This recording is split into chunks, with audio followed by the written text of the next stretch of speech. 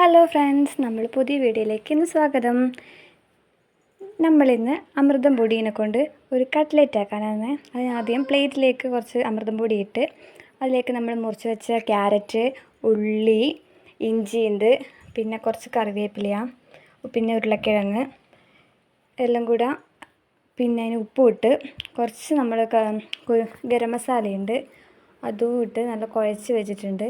നമുക്ക് ഇഷ്ടമുള്ള ഷേപ്പിലാക്കി വെച്ച് എടുത്ത് നമ്മൾ മുട്ടയും പിന്നെ കുറച്ച് റസ്ക് പൊടിയിലും ഇട്ട് നല്ല ചൂടായി വെച്ച എണ്ണയുണ്ട്, ചൂടായ എണ്ണയിലേക്കിട്ട് നല്ല മൊരിഞ്ഞ് വരുമ്പോൾ എടുക്കണം. അപ്പം നമ്മളെ അടിപൊളി കട്ട്ലേറ്റ് ഇപ്പോൾ റെഡിയാണ്. അങ്ങനെ മോന് സ്കൂളും വിട്ട് വന്നിട്ടുണ്ട്. അപ്പോൾ ഓന് കൊടുക്കാൻ വേണ്ടി ഓന് പോകുമ്പേ പറഞ്ഞിന് ഇപ്പം തിന്നുകൊണ്ടിരിക്കലാണ്.